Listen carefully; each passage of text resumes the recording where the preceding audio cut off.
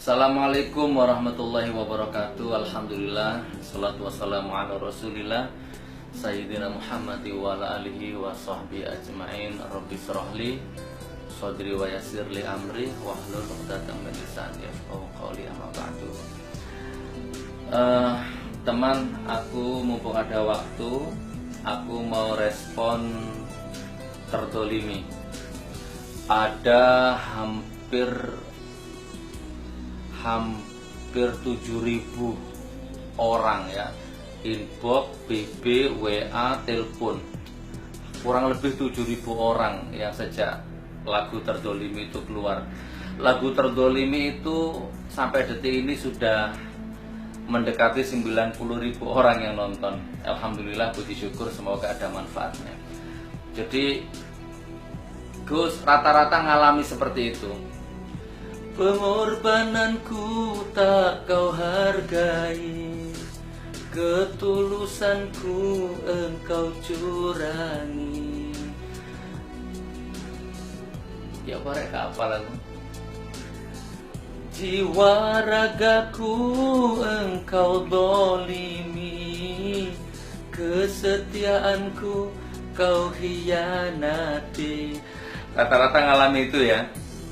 Sudah dicurangi, sudah didolimi, hartanya dihabiskan. Jadi sing lanang nyambut gawe di Malaysia, sing wedok dincuk wong lanang, sing wedok nglebokno wong lanang di omah ngono ya. Atau sebaliknya, sing wedok nyambut gawe di Hong Kong, di Taiwan, di Korea, duit dikirim terus nang bojone sing lanang di Indonesia dikirim, ternyata ambek sing lanang dienggo nyenuk, dienggo ngombe, dienggo medok, dibelikan bangunkan rumahnya dipakai selingkuh. Akhirnya habis hartanya. Kerja 10 tahun nggak ada hasilnya.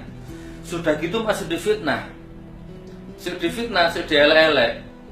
Sing jarene macam-macam, kehormatannya direndah-rendahkan. Kehormatanku engkau hancurkan, nama baikku engkau cemarkan, harga diriku engkau rendahkan. Ya apa? Kesabaranku engkau remehkan. Harga dirinya diinjak-injak, dizolimi. Terus dunyane dientekno, keringatnya diperas, darahnya dihisap, isi nama baiknya dihancurkan. Nah, mohon maaf teman ya, sampai sekarang aku baru sempat ngerespon karena memang akhir-akhir ini padat sekali jadwal. Ini aku bikin kultum di Surabaya ini, di Hotel Halogen. Besok sudah harus lanjut ke Bandung, ke Ciamis. Jadi baru bisa ngerespon. Oke, jadi pertanyaannya kurang lebih ya apa? Lek aku ngalami kaya ngono iku ya apa? Dihina, dihancur, difitnah, direndahkan, didolimi wis. Kadang sih disantet barang loh. Ya apa lek ngono ku solusine? Kan ada di ref berikutnya itu. Makanya perbanyak baca hasbunallah wa ni'mal wakil, ni'mal maula wa ni'man nasir. Solusinya di bait yang ketiga. Tegar ya. Jangan kau kira aku kan kalah, jangan kau kira aku putus asa.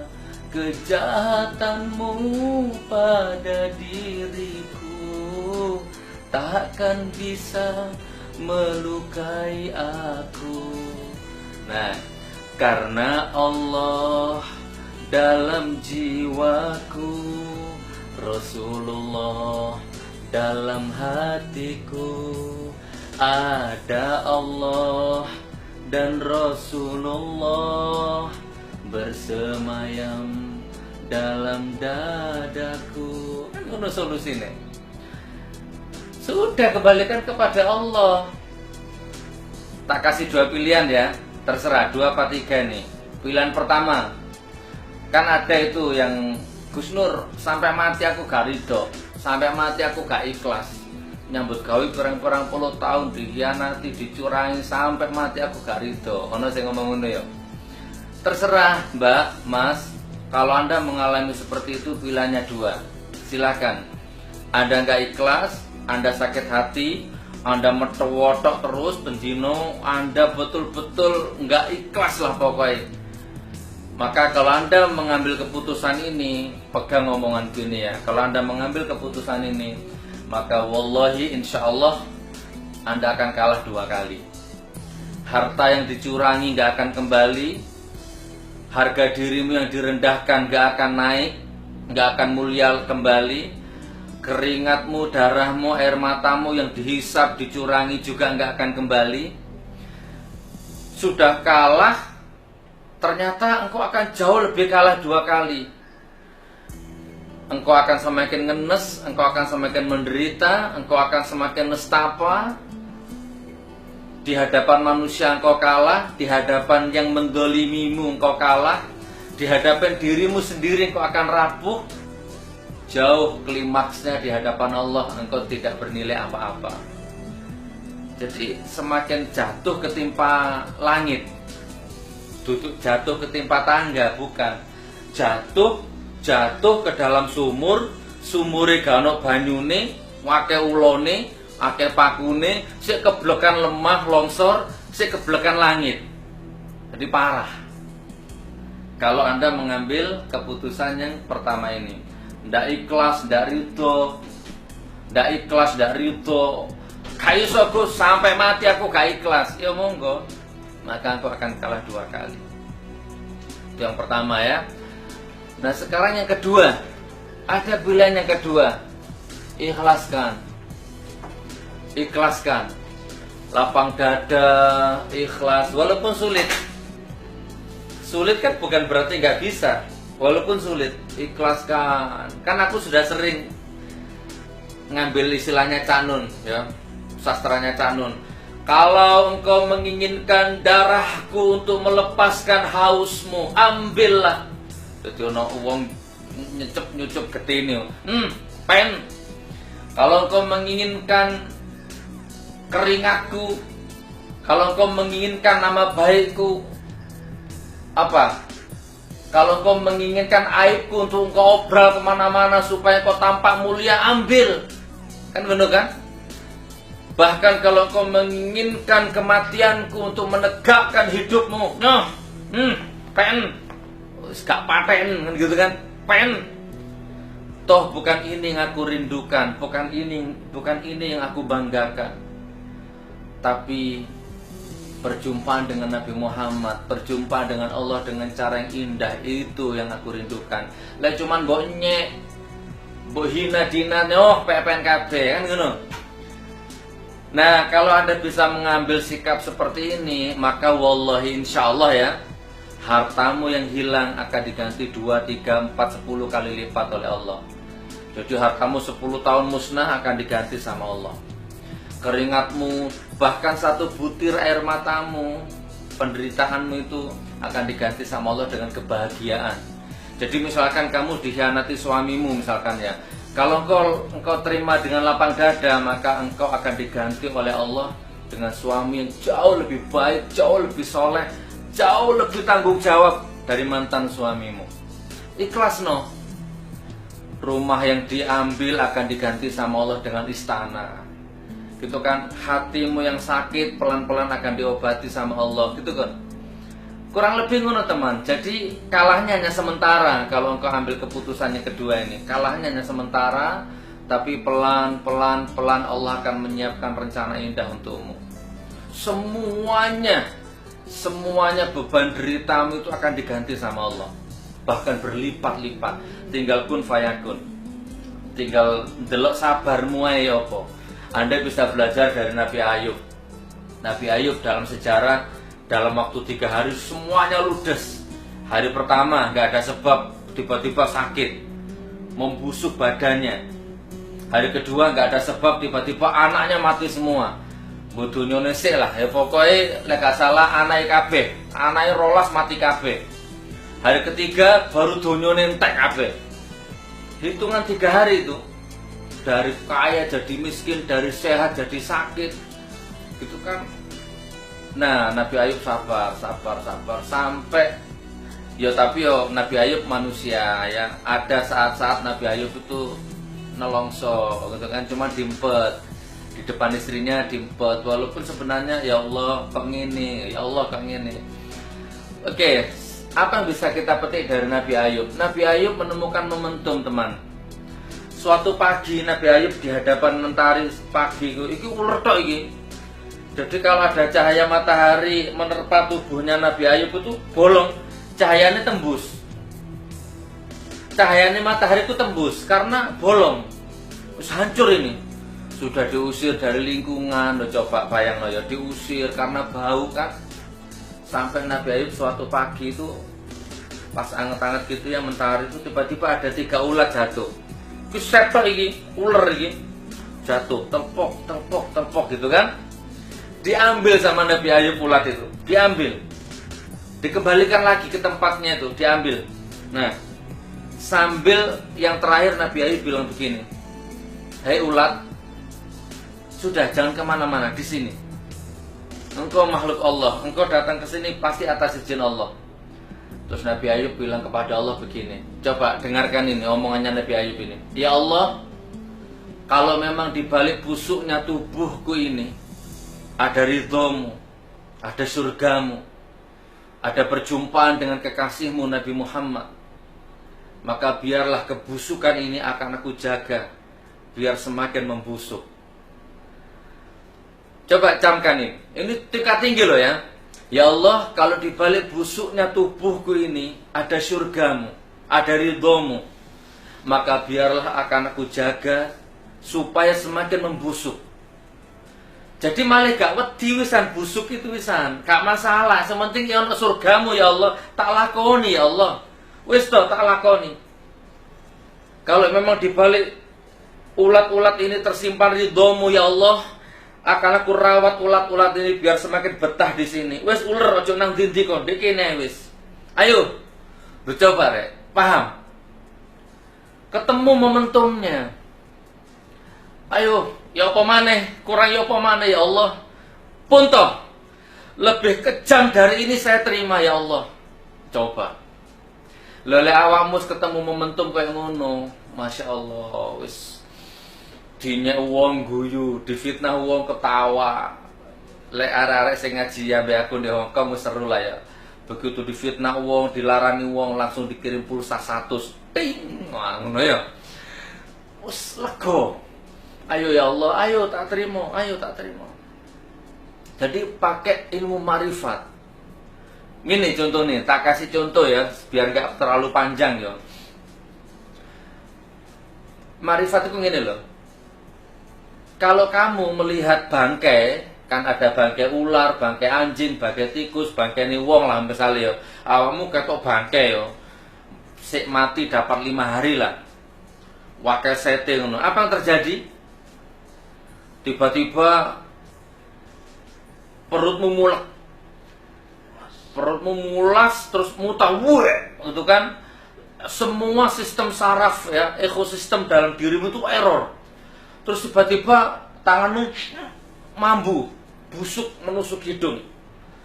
Semuanya error, mata jijik, perut mulas, pikiran error. Kalau Anda melihat bangkai ya, Anda nggak kuat, ditutup, jijik, ngeri. Itu Anda ya. Nah sekarang saya bertanya kepadamu, bagaimana kalau yang melihat bangkai itu ular set? Ular set, ular belatung, pokoknya ulet lah. Kalau ada ulat lihat bangkai, menurutmu piye rek? Ular ketok set, ketok bangkai. Wow, serbu gitu kan? Seneng. Busuknya, harumnya seperti minyak kasturi. Pemandangan yang mengerikan seperti Taman Firdaus di surga. Seneng ular golek ketok bangkai. Lah, apa bedanya dirimu dengan ular? Dirimu melihat bangkai langsung error. Begitu ular yang lihat bangkai, ulat set yang lihat bangkai seneng. Ini hanya masalah dimensi, hanya masalah tingkat makrifat. Coba ketika Anda lihat bangkai, rubah makrifatmu menjadi makrifatnya dimensinya ular set itu. Contohnya gini, mumpung aku ingat. Jadi ada teman jamaah haji, ada teman dia lagi naik haji itu, pas lagi selesai tawaf, satu rombongan, satu kloter tawaf, selesai tawaf, terus akhirnya satu rombongan minggir ya. Nah di deket tembok situ tuh agak keluar agak jauh itu ada orang, ikhramnya tuh penuh luka, nanah tok getih tok. Nah satu rombongan itu satu kloter tuh jijik, nutup hidungnya jijik, terus jalan kan menuju ke maktab.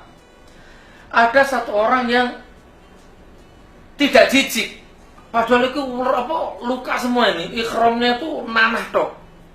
Ternyata didatangi sama orang ini, orang Pati Jawa Tengah. Didatangi, singkat cerita, kalau bahasa Indonesia ini loh, kenapa? Lihat ikhrammu banyak darahnya gini aja sudah. Nah rupanya ikhramnya dia dilepas, ya, terus mana ikhrammu tak cuci nanti pakai ikhram ini aja gitu kan. Diijoli ikhram iku rek. Ikhram yang penuh nanah darah itu dipek, diijoli ambil ikhramnya dhewe ngono lho. Ya, besok kalau Allah meridhoi kita ketemu lagi besok di sini atau nanti saya belikan ikhram ya. Gitu kok di bawah itu tanpa jijik, kain yang penuh dengan darah itu, darah dan anu dimasukkan ke dalam tas. Kanca-kancane mulai kabeh wis nang maktab iku. Wah, iki lek gawe cerita ngene lek gawe ustaz-ustaz sing tukang bid'ah no wong haram-haram no kafir-kafir enggak mlebu ngene iki ya. Enggak logika jarine. Oke. Terus kemudian orang ini masuk ke maktab, nyusul teman-temannya. Begitu nyampe ke maktab, masuk ke dibuka, semua teman-temannya noleh semua. Apa? Wih, wangi ini rek, gitu kan? Tuku lengo di endi gitu, beli minyak wangi di mana kok harum? Jadi tiba-tiba ruangan itu semerbak harum kasturi. Jadi temen yang terakhir datang tadi itu masuk itu dikira tuku minyak kasturi harum. Tuku apa? Enggak ono harum apa. Usut punya usut ternyata malah sing ono iki lho. Ternyata bau harum tadi itu dicari sumbernya bersumber dari tas. Tas wong iku begitu dibuka ternyata dari kain ikhram yang tadinya adalah nanah dan darah. Begitu masuk ke kamar, ke maktab kumpul dengan teman-temannya, sudah bukan darah, bukan nanah, tapi bercak-bercak minyak kasturi yang asli. Ternyata dari situ harumnya. Langsung balik manet cari tuh orang itu tadi, sudah gak ketemu akhirnya. Gitu temannya, dalam hidup ada hal-hal seperti itu.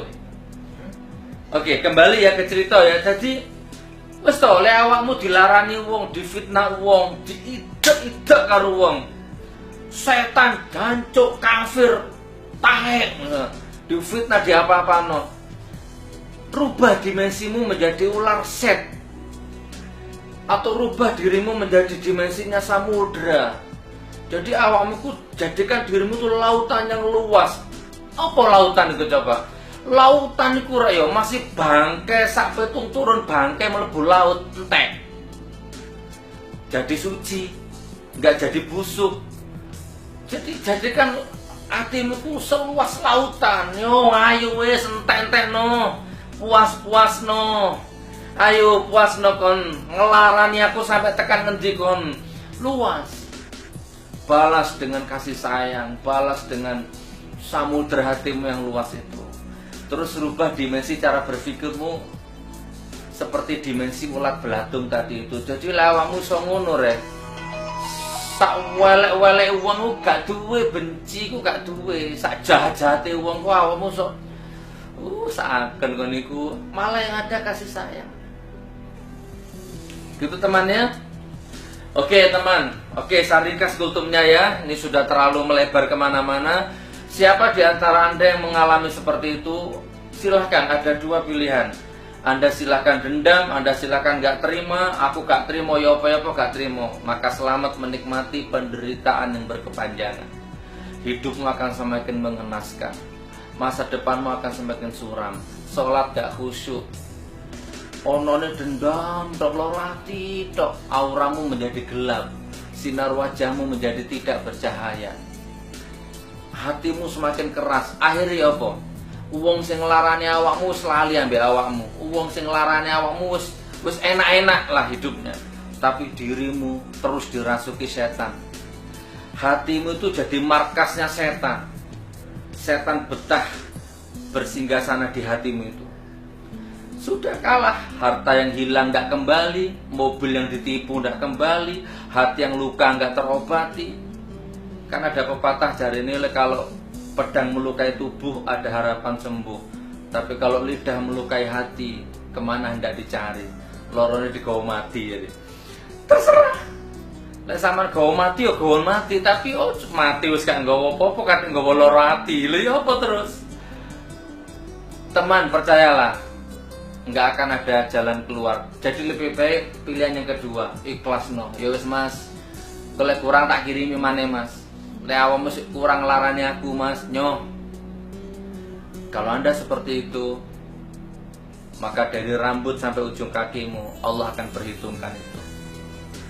Bener, dari rambut, helai rambutmu, satu bulu pori-porimu ini Allah akan perhitungkan itu. Satu butir keringatmu, satu butir air matamu, sak kerteki hatimu lorok set iku diganti sama Allah, dihitung semuanya. Dan Anda akan dikasih kebahagiaan yang berlimpah-limpah. Sementara ceklen omonganku itu, sementara orang yang mendolimimu, lihat dari kejauhan, dia akan hancur, dia akan miskin, dia akan sakit. Sakit jiwanya, sakit hatinya, sakit rohaninya, lega anake, lega bojone, lega rumah tanggane, lega awake, lega setruk, asam urat, kencing manis pasti kuwi. Iku lek awakmu rido, lek awakmu gak rido ya sing kesetruk awakmu. Lek awakmu gak rido, awakmu sing setruk. Wis salah stres setruk. Gitu teman ya.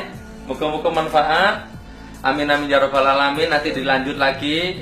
Ini tamu yang jemput insyaallah sebentar lagi datang. Muga-muga manfaat. Hasbunallah wa ni'mal wakil, ni'mal maula wa ni'man nasir. Billahi taufiq wal hidayah. Sepurane yo ngomong rada kesusu, waktune mepet ya. Billahi taufiq wal hidayah wa ridwanillah. Wassalamualaikum warahmatullahi wabarakatuh.